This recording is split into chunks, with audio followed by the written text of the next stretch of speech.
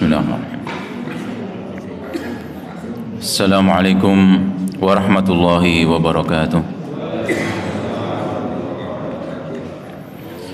Alhamdulillah, wassalatu wassalamu ala rasulillah wa ala alihi wa sahbihi wa mawalah, wa la hawla wa la quwata illa billah, wa ba'd. Para hadirin sekalian, kaum muslimin dan muslimat, para bapak ibu saudara yang semoga senantiasa mendapatkan rahmat dari Allah Subhanahu wa taala. Sebagai pembuka, mari kita panjatkan pujian dan syukur pada Allah Subhanahu wa taala atas karunia dan nikmat yang tidak berhenti Allah berikan kepada kita, termasuk nikmat yang besar yang Allah Subhanahu wa taala anugerahkan kepada kita adalah nikmat modalnya hidup. Apa itu nikmatnya modalnya hidup? Yaitu waktu dan umur, yang kalau seseorang kemudian diambil nikmat ini, nikmat waktu, nikmat umur, niscaya dia sudah enggak hidup lagi. Ya, oleh karena itu ini modal paling besar kita untuk hidup, yaitu modal Allah masih berikan waktu kita untuk bisa bernapas, untuk bisa menjalani kehidupan dalam di dunia ini. Dan tentu yang patut kita syukuri juga pada kesempatan pagi ini, Allah Subhanahu wa taala panggil masing-masing kita. Allah berikan petunjuk pada hati kita untuk bisa hadir di majelis ini, melonggarkan waktu kita, melonggarkan diri kita untuk bisa hadir di majelis yang mulia ini, di tempat yang Allah Subhanahu wa taala cintai, yaitu di masjid, di antara masjid-masjid yang didirikan di muka bumi ini. Selawat berikut salam kepada Nabi kita Muhammad sallallahu alaihi wasallam, kepada keluarga beliau, para sahabatnya dan pengikutnya yang senantiasa menjalankan sunnah Nabi, mengikuti jalan kehidupan Rasulullah sallallahu alaihi wasallam hingga akhir zaman. Para sekalian, para bapak ibu, kita masih dalam perjalanan kita membahas tentang masalah 10 kaidah dalam mensucikan jiwa. Dan kita perjalanan kita pada kesempatan pagi hari ini sampai kepada penghujungnya, karena kita sudah sampai kepada kaidah yang terakhir, yaitu kaidah yang ke-10. Dan tidak terasa kita sudah ternyata 1 tahun Pak bahas ini Pak, kalau nggak salah ya Pak ya. Dan nanti kita akan lanjutkan insyaallah pada kesempatan bulan yang akan datang ini. Kalau nggak salah sudah bulan Maret atau April sudah masuk Ramadan Pak ya. Gitu Pak. Cepat banget nih. Iya. Nggak terasa. Ya. Kita mulai bulan depan insyaallah kita akan membahas buku yang lain yang masih pada tema yang sama, yaitu Arba'una Qalbiyah, yaitu 40 hadis yang terkait dengan masalah hati. Insyaallah kita akan bahas 40 hadis di sana Pak ya, berarti 40 bulan insyaallah nanti. Karena ini setiap bulannya 40 bulan ini kita tahu nih Pak. Ya, nanti semoga ada satu pertemuan yang mungkin bisa 1-2 hadis gitu Pak. Ya, itu 3,5 tahun. Semoga nyampe umurnya Pak. Nah, para bapak sekalian, kaidah yang ke-10 apa yang mesti kita perhatikan dalam masalah mensucikan jiwa kita? Kita butuh untuk hati kita untuk disucikan, kita berusaha membersihkannya. Yang harus, termasuk hal yang harus diperhatikan dalam masalah membersihkan jiwa adalah ma'rifatu haqiqati hadhihi nafsi, yaitu mengenal hakikat dari jiwa kita sendiri. Mengenal hakikat dari jiwa kita sendiri, wa ma'rifatu sifatiha, mengenal sifat-sifatnya. Supaya apa? Supaya lebih mudah dalam memperhatikannya, lebih mudah dalam mengaturnya, dan senantiasa bisa mudawamah dalam senantiasa mudah untuk mengobati berbagai macam penyakit yang masuk dalam jiwa tadi. Jadi dimengerti penyakit apa, sifat jiwa kita sendiri itu seperti apa, hakikatnya seperti apa, sehingga bagaimana iki jiwaku koyok ini. Berarti bagaimana iki carane ngatasi kayak gini. Yang berkayong ini kudu aku koyok ini, kan gitu Pak ya. Nah, ini harus diketahui. Dan Allah Subhanahu wa taala waqad wasafallahu an nafsa fi kitabil karim bi thalathi sifatin masyhuratin ma'lumah. Allah Subhanahu wa taala itu sudah menyebutkan tentang sifat jiwa kita itu dalam Al-Qur'anul Karim dengan 3 macam sifat yang insya Allah ini sudah masyhur, sudah banyak kita kenal, sudah sering kita dengar 3 sifat ini. Ya. Wa hadhihi sifat raji'atun ila ahwali nufus. 3 sifat ini itu kembali kepada kondisi jiwa kita. Artinya bukan berarti satu kondisi itu terus seperti itu terus, tidak. Ya. Tapi bagaimana sifat 3 sifat ini terus ada pada diri kita itu berbolak-balik, berbeda-beda, berpindah-pindah, berganti-ganti. Ya, dalam satu hari saja mungkin 3 sifat ini ada pada kita. Ya, 3 keadaan ini pada kita. Apa itu sifatnya? Kita sering dengar ini insyaallah. Yang pertama itu apa? An-nafsul mutmainnah, yaitu jiwa, kondisi jiwa yang bagaimana? Kondisi jiwa yang mutmainnah. Apa itu Pak mutmainnah, Pak? Jiwa yang tenang. Jiwa yang tenang itu bagaimana? Wa hiyallati itma'annat bil imani wa dzikrillahi ta'ala wa ibadatihi wa husnil iqbal. Jiwa yang tenang itu adalah jiwa yang merasa tenang dengan keimanan. Ya, semua hal yang kaitannya dengan keimanan dia tenang. Ya, perbuatan-perbuatan kebaikan, ya, perkataan-perkataan yang baik, kalimat thayyibah, ya, perasaan-perasaan yang baik, rasa takut pada Allah, rasa cinta pada Allah, rasa tawakal pada Allah, dia tenang dengan itu. Demikian juga bagaimana dalam hal perkataan, dalam hal perbuatan, dalam beribadah pada Allah Subhanahu wa taala dia tenang, jiwa itu tenang dengan yang demikian. Wa dzikrillahi ta'ala, demikian juga jiwa tadi tenang dalam berzikir pada Allah. Ya. Jiwa tadi merasa tenang dengan banyak-banyak zikir pada Allah Subhanahu wa taala. Nah, sekali lagi, kalau kita bahas masalah zikir itu yang sudah kita pahami adalah yang mungkin banyak berkaitan dengan lisan kita misalnya, yang tentu dibarengi dengan hati kita. Kita ucapkan subhanallah walhamdulillah, 2 kalimat yang dicintai oleh Allah Subhanahu wa taala. Subhanallah bihamdih, subhanallah bil azim. Berapa kalimat yang Allah Subhanahu wa taala cintai? Subhanallah, alhamdulillah, wa la ilaha illallah, Allahu akbar. Ya, ini 4 kalimat yang Allah cintai, yang dibolak-balik kata Nabi enggak masalah. Ya, boleh kita ucapkan alhamdulillah dulu, Allahu akbar dulu, la ilaha illallah dulu juga. Nah, ini berapa kalimat yang Allah Subhanahu wa taala cintai. La ilaha illallah yang merupakan kalimat tauhid, kalimat yang sangat besar, kalimat yang sangat berat nanti di timbangan kita di hari kiamat. Nah, ini zikir pada Allah. Namun zikir tidak hanya sekedar itu saja sebenarnya. Namun apa disebutkan oleh para ulama, semua amalan, semua aktivitas yang itu adalah ketaatan pada Allah Subhanahu wa taala, itulah zikir.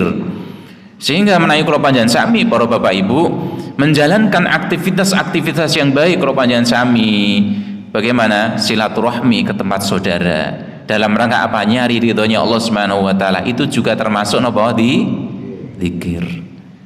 Panjenengan memberikan santunan kepada orang-orang yang tidak berpunya, para fakir miskin, anak yatim, mengelus kepala mereka, oh itu melembutkan hati.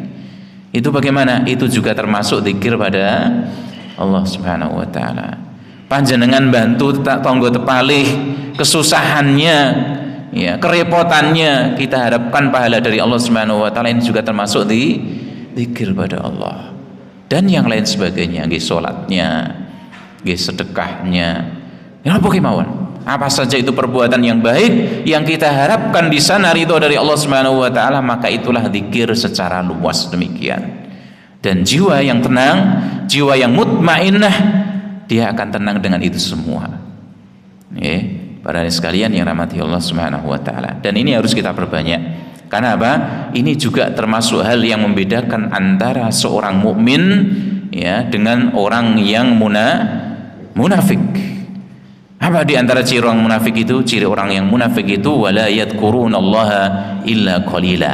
Tidaklah mereka itu ingat nyebut Allah, ya, kelingan marang Allah Subhanahu wa taala kecuali hanya sithik tok. Ya kelingan tapi kur sithik. Nah, ini sifat yang demikian harus kita hindarkan dari kita sendiri. Kita berusaha memperbanyak zikir pada Allah, lisan kita, perbuatan kita tadi dengan aktivitas-aktivitas kebaikan dari kita itu, ya, kita merasa tenang dengan itu semua. Nah, sebagaimana Allah Subhanahu wa taala sebutkan dalam ayat yang sering dibacakan, bagaimana itu? Alladzina amanu, dan orang-orang yang beriman, orang-orang yang beriman. Wa tatma'innu qulubuhum bidzikrillah, dan hati mereka itu tenang dengan berzikir pada Allah. Ya, panjenengan nyaket dumateng Allah Subhanahu wa taala, berzikir di akhir malam, beristighfar, tenang dengan itu. Ya, ini bagaimana sifat jiwa, salah satu di antara kondisi jiwa kita. Allah kemudian mengatakan bagi kita semuanya, ala bidzikrillah, ketahuilah dengan mengingat Allah, berzikir pada Allah, tatmainnul qulub, hati itu menjadi tenang. Ini yang kita berbanyak. Ya, ini yang kita berbanyak, berusaha berbanyak. Demikian juga Allah Subhanahu wa taala mengatakan dalam Al-Qur'an kepada orang yang sudah hampir mendekati akhir usianya, mendekati ujung hidupnya. Allah dipanggil ya dengan bagaimana? Ya ayyatuhan nafsul mutmainnah, wahai pemilik jiwa-jiwa yang tenang, irji'i, kembalilah, ila rabbiki, kepada Rabbmu, radiyatan mardiyah, dalam kondisi ridha dan diridhai. Fadkhuli fi ibadi, masuklah ke dalam golongan hamba-hambaku, wadkhuli jannati, ya, masuklah ke dalam surgaku. Ini yang kita harapkan. Semoga kata-kata ini yang nanti, yang besok saat kita menjelang ujung usia kita diucapkan kepada kita. Ya, diucapkan kepada kita, wahai jiwa yang tenang, kembali pada Rabbmu. Yang malaikat ya mencabut nyawanya tidak dengan sekeras-kerasnya itu, napa Pak Jeni Pak? Bahasa Jawa ini sendal sak kayange, tidak. Tapi bagaimana dengan lemah lembut? Ya, wahai jiwa yang baik, keluarlah. Kembalilah pada Allah Subhanahu wa taala, keluar ditampani sama malaikat rahmat. Dan demikian Pak ya, itu yang kita inginkan. Jangan lupa, supaya bisa demikian, perbanyak berzikir pada Allah, perbanyak bertobat pada Allah Subhanahu wa taala. Kita ingat orang yang meninggal dunia setelah membunuh 100 nyawa itu kan kayak gitu Pak ya. Membunuh 100 nyawa. Dia diperintahkan sama orang yang betul-betul berilmu, dikatakan intalik ila ardi kada wa kada, pergi kamu pergi, segera pergi ke daerah ini dan daerah ini. Fa inna biha unasun ya'budullaha azza wajal, karena di sana ada orang-orang yang beribadah pada Allah Subhanahu wa taala. Fa'budillaha ma'hum, kamu ibadah sama Allah bersama mereka. Ya.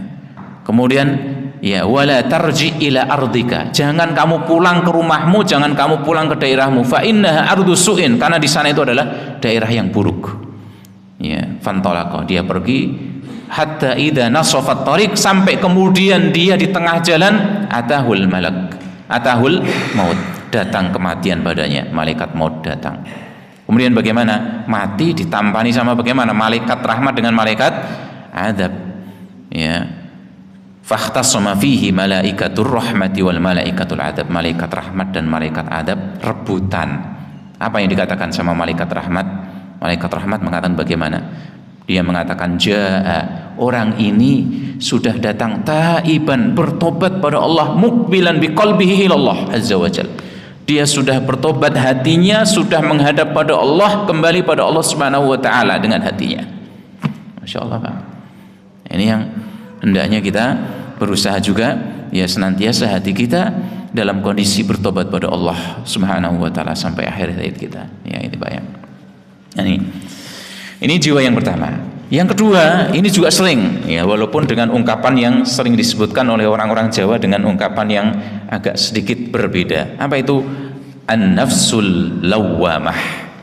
Ya, orang Jawa bilang golek gampange nafsu aluwamah. Nggih, Pak nggih. Ono alune niku lho kita medeni niku. Nggih, sing sepuh-sepuh ngertos ta Pak alu Pak nggih. Kanggo napa Pak niku Pak? Nggih, nutu nggih. Nafsu aluwamah, oh dasar nafsu aluwamah kan gitu ya Pak ya. Nafsu aluwamah, nafsu lawamah itu apa sebenarnya? Nafsu lawamah itu, lawam itu yang mencela. Siapa yang dicela? Dirinya sendiri. Ini kondisi, salah satu kondisi jiwa kita. wa hiya allati talumu sahibaha ala fi'lihi al-khata', yaitu jiwa yang mencela pemiliknya karena sudah melakukan perbuatan buruk. Loh, ini juga kondisi kita salah satunya. Saat kita misalnya sudah melakukan habis melakukan perbuatan yang buruk, kemudian kita celah diri kita sendiri, mesti kayak gitu ada dalam diri kita sendiri. Kok aku mau koyongin itu yo? Ini itu. Benar betul, Pak? Iya, Pak. Betul tak? Ya, saat kita kemudian berbuat salah, berbuat dosa, entah dosa besar atau dosa kecil, kemudian kita ingat, kemudian bagaimana kita celah diri kita sendiri, ya Allah, kok aku mau koyongin to? Piye to gitu. Ini kan ora bener kan gitu. Nah, ini jiwa apa yang disebut dengan jiwa lawamah. Ya. Dalam apa? Fil wajib, fi au taksirihi fil wajib. Ya, karena dia mencela dirinya sendiri karena berbuat salah atau kurang dalam menjalankan kewajiban. Ya, ada kewajiban-kewajiban yang kadang-kadang kita belum penuhi dengan sebenar-benarnya. Kita kurang dalam menjalankannya dalam banyak hal. Nggih salat lah aku mau kok. Iki salat ki mau salat apa malah gur ngrambyang tok. Ya, ini sering kita kayak gini. Salat iki mau kok gur kelingane gur mlaku-mlaku tekan ndi-ndi tok iki mau. Takbiratul ihram tekan salam kok isine ora konsentrasi babar blas. Ya, ini kadang-kadang kita lakukan demikian. Kita kemudian bagaimana mencela diri sendiri, kok ya iso kaya ngene piye gitu ki mau. Ya, pikirannya kok tekan ngendi-endi malah. Ini celah, kita mencela diri kita sendiri karena apa? Taksir fil wajib. Kurang dalam menjalankan kewajiban. Atau tafridihi fi ta'ah, atau kurang dalam menjalankan ketaatan pada Allah Subhanahu wa taala. Kudune tangi iso tangi bengi, ya wis usiane kayak sampai kaya ngene, kok tangi bengi kok ijek angel banget, misalnya gitu ya. Untuk sholat malam, untuk beribadah pada Allah Subhanahu wa taala, ternyata kok kurang piye to aku kok yo angel men to yo iso arep tangi bengi arep maca Quran sing rada akeh tiap harinya kok yo angel men piye iki. Kok yo selamat kaya ngene. Nah, ini bagaimana? Jiwa yang mencela diri sendiri, dan ini terjadi pada diri kita sendiri setiap harinya mungkin. Ya. Nah, ini sebagaimana yang Allah Subhanahu wa taala sebutkan dalam surat Al-Qiyamah, wala uqsimu bin nafsil lawwamah, dan demi jiwa aku bersumpah demi jiwa yang mencela dirinya sendiri.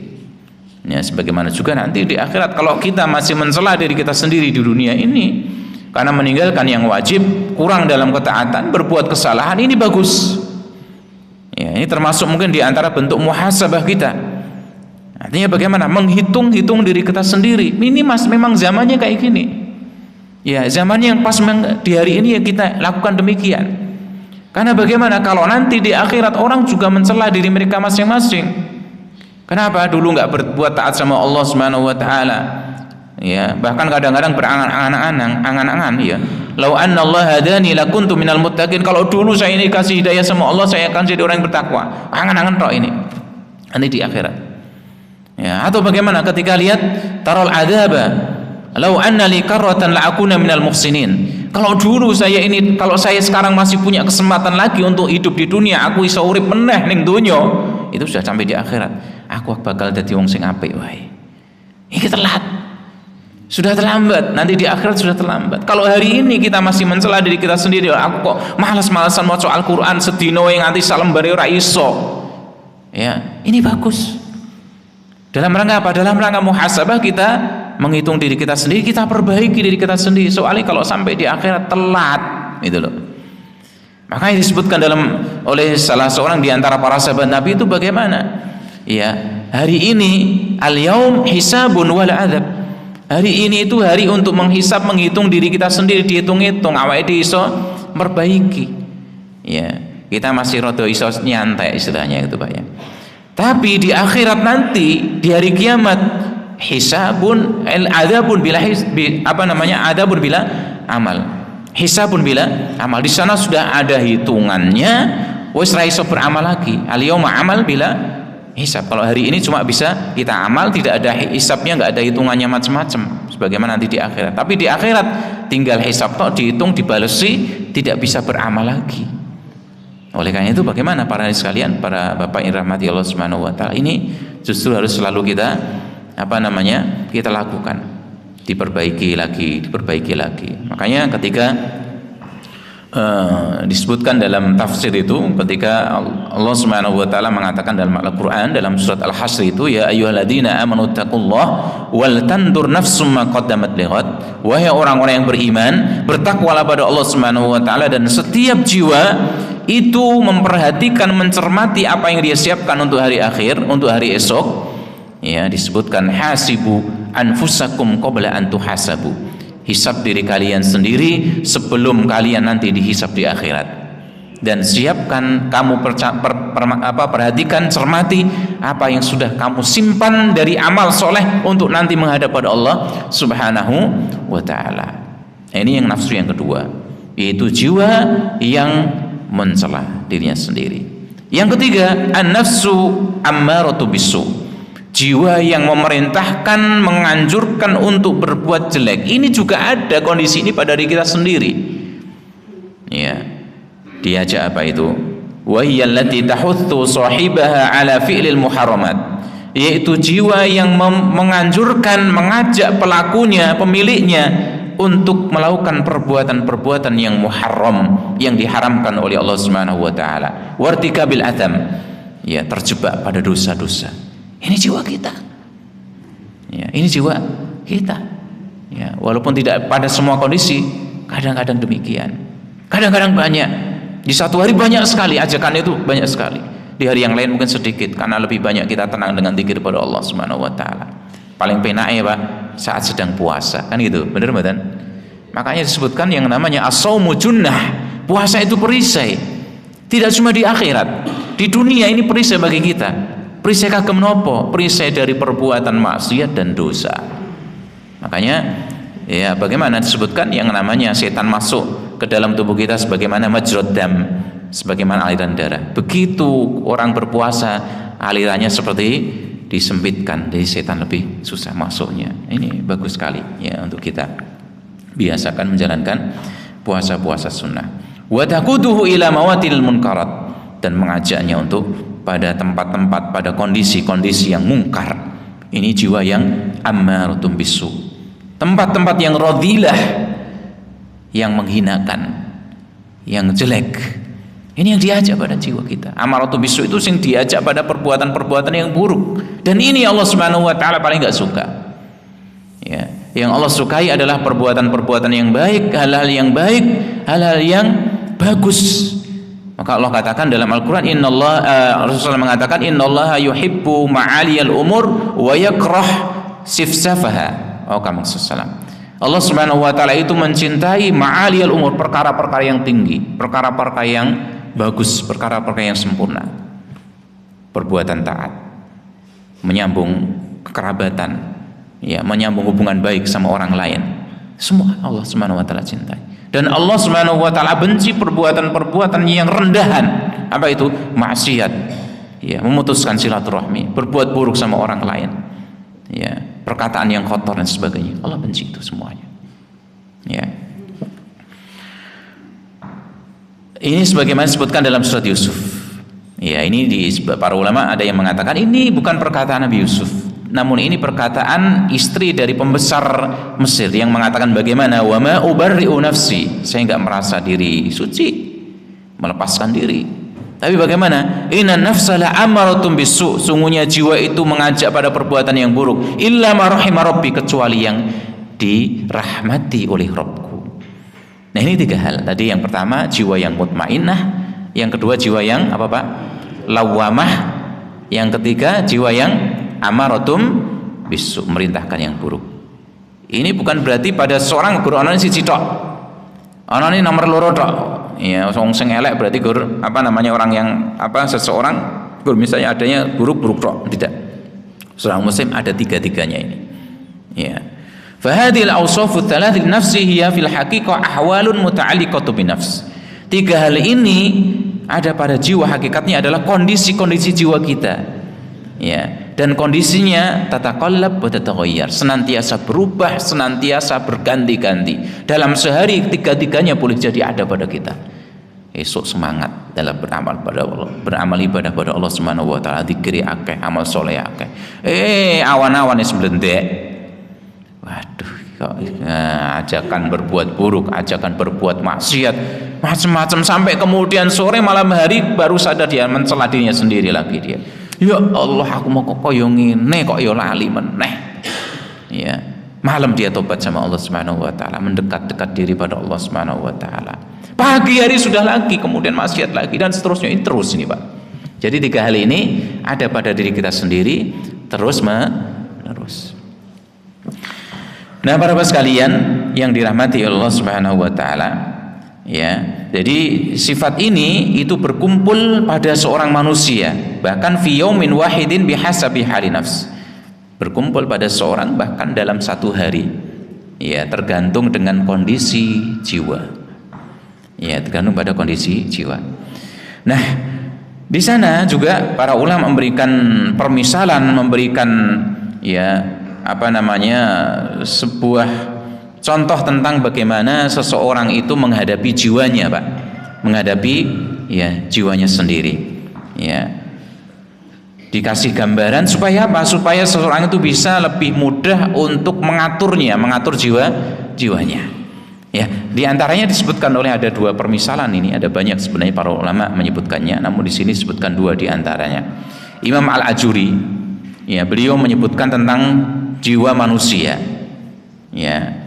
Bagaimana seseorang itu mesti harus mengaturnya, bagaimana seorang itu harus mendidiknya dengan baik. Dikasih permisalan adalah seperti seekor, jadi jiwa seorang itu, jiwa kita itu dimisalkan al-muhri. Jadi seekor anak kuda dari keturunan kuda yang bagus, mungkin kuda pacu atau kuda apa, Pak, ya, yang regone udah Masya Allah itu mahal sekali, ya, miliaran, Pak, ya, mungkin ya, Pak, ya. Ya, dengan mobil mungkin lebih mahal itu. Niki anaknya keturunan iki bagaimana ini, sing nonton orang disebutkan di sini, orang kalau melihatnya anak kuda ini begitu bagusnya, begitu indah, senyenengke ditonton. Ya. Nah, namun ahli kuda kan juga ada, ya, ahli kuda ada, Pak, ya. Ya, ahli jaran iki di sini di Indonesia udah mulai banyak nih sekarang, di beberapa tempat tuh udah ngingu jaran, ya. Ahli kuda, yang khusus pelatihan masalah melatih kuda, mendidik kuda itu, dia mengatakan bagaimana la yuntafa'u bihada hatta yurada wa riyadatan hasanatan. Iki janjane iki saka bakalan apa, Pak, ya? Ya, induane apa? Iki anak iki modale sampeyan iso dadi apik. Tapi bagaimana kudu dilatih. Ya, kudu dilatih. Yang pengen jadi kuda pacu, kuda untuk balapan, atau mungkin kuda untuk kalau zaman dulu untuk berburu, untuk berperang, ini kudu dilatih dengan latihan yang baik. Ya, sehingga bagaimana engko sok mben pirang tahun kas iso tinggo balapan, iso tinggo berburu dan sebagainya. Ya. Sehingga bagaimana kalau sok mben ditumpaki, sing numpaki ora bakal gelo. Tapi sebaliknya, ini sebagaimana jiwa kita juga kayak gitu. Jiwa kita itu modalnya bagus kan gitu. Yang dilatih dengan baik, dilatih dengan ibadah, dilatih dengan taat pada Allah Subhanahu wa taala, nanti hasilnya di akhir kita sendiri yang akan, karena kita pemilihnya, kita sendiri yang akan memujinya hasilnya nanti di akhirat. Oh, alhamdulillah, kan demikian. Tapi bagaimana? Tapi kalau kemudian yang demikian itu ternyata tidak dilatih, tidak dilatih dengan baik, dari kecil harus dijar kewae, tidak pernah dilatih, dikasih pelatihan untuk berlari, untuk kemudian lompat dan sebagainya, maka di akhirnya berapa tahun kemudian ketika pemiliknya menggunakannya untuk kuda pacu, jadi kuda pacu raiso, yang lain iso mlayu banter malah menggo misalnya, kan kudune mlayu nang ngarep, berapa pacuan, berapa 1 kilometer misalnya, kudune nggak pernah dilatih. Bagaimana kudune melayune lenceng malah balik misalnya, gitu kan. Nah, ini sing duwe mesti apa, Pak, istilahnya, Pak, muring-muring iki piye to malah dipacu kok, dipacu untuk ke depan kok malah menggok mburi iki piye karepmu, nggak pernah dilatih. Jadi demikian juga jiwa kita, Pak. Jadi dia harus butuh kepada pelatihan, sehingga bagaimana, sehingga nanti di akhirnya dia akan memberikan manfaat kepada kita. Kita akan memuji hasilnya. Jadi demikian. Nah, ini juga butuh kepada pelatih yang bagus juga. Pelatih yang bagus juga, dan tentu ini juga dilatih dengan apa? Misalnya dengan kita belajar misalnya, dengan kita menuntut ilmu yang kaitannya dengan agama, kalau kaitannya dengan jiwa kita. Ini sampai jam berapa Pak? Biasa nih, ini seperempat. Suwe mon Pak. Biasanya pora setengah 6. Tambah sedikit ya Pak ya. Cukup apa tambah? Cukup Pak. Lah ini mau nonton sing cukup nonton. Napa paringi pilihan ganda sih ini. Nah kemudian yang kedua dikasih contoh sama Imam Ibnul Qayyim. Ya bahwasanya jiwa itu seperti jabalun azimun. Ya. Syakun fi tariqi sayri ila Allah azza wajal. Jiwa itu seperti gunung yang besar. Ini saya kasih, tidak saya baca seluruhnya Pak ya. Seperti gunung yang dhuwur, gede, tapi bagaimana di sana itu ketika berjalan ini saat berjalan menuju Allah Subhanahu wa taala, sayri ila Allah. Ya. Munggah gunung dhuwur, kemudian bagaimana di sana banyak hambatannya, ada semak belukarnya, ada dahan yang berduri, ada batang yang berduri, ada ngaren dan lembahnya macam-macam, wangel didaki. Ya. Tapi bagaimana? Tidak bisa tidak, mesti orang harus lewat jalan itu. Ya, kalau mau menuju pada Allah Subhanahu wa taala harus sampai pada puncaknya. Ya. Nah, ini kan berat sekali itu. Apa meneh sing tidak pernah latihan mendaki. Ya, kayak saya ini Pak, dijamin lagi pos camp pertama langsung mulai gitu. Ya Pak ya.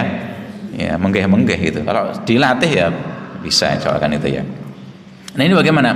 Mau tidak mau orang harus naik, padahal di sana banyak sekali hambatannya. Ada semak belukarnya, ada durinya, ada ngarennya, ada lembahnya, ono jurange. Ngeri. Ya. Masih ditambah lagi bagaimana? Ya, ditambah lagi di atas puncaknya di ning dhuwure kuwi, ya. Ada yang ada setannya.